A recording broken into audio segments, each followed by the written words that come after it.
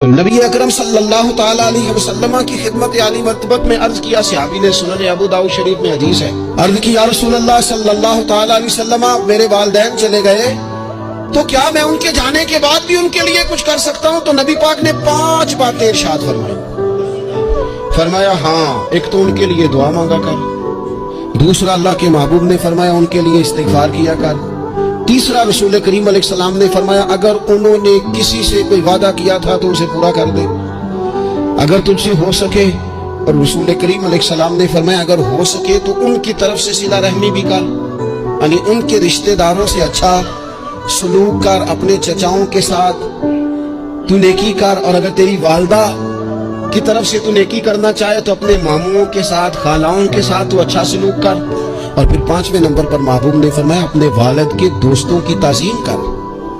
ان کے لیے تیرے دل میں اچھے جذبات ہوں،